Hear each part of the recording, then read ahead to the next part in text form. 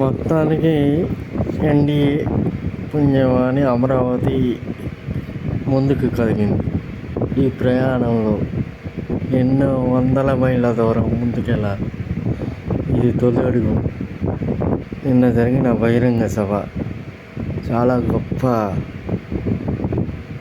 మనస్ఫూర్తిగా సంతోషపడే విధంగా ఆంధ్ర ప్రజలు అమరావతి రాజధానిగా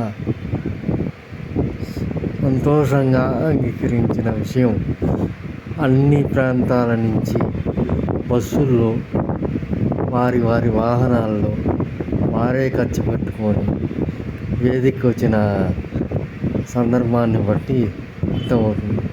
ప్రజలందరూ నమ్మి ఇష్టపడి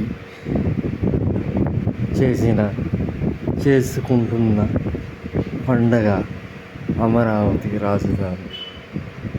ఈ రాజధాని పరుగులు ఏదైతే పవన్ కళ్యాణ్ పుణ్యమని కూటమి కడటం వల్ల మోడీ ప్రభుత్వం సంపూర్ణంగా మనకు సహకరించడంతో అతి త్వరలోనే 50,000 కోట్లతో పనులు ప్రారంభమై చాలా తక్కువ సమయంలోనే మనం మిగతా రాష్ట్రాలతో పోటీ పడే స్థితిని పొందుతామని ఆశిస్తున్నాను.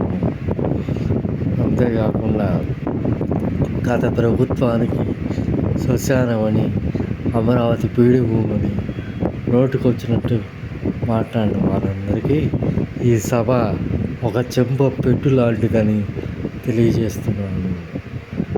మన అమరావతి, మన రాజధాని.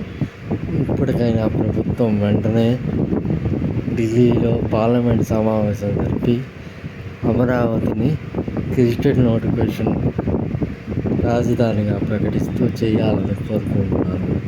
ఆ విధంగా చేయడం వల్ల వచ్చే ఏ ప్రభుత్వాలు కూడా ఇకపైన రాజధానిని మార్చే ఆలోచన చేయలేరని భావిస్తున్నాను.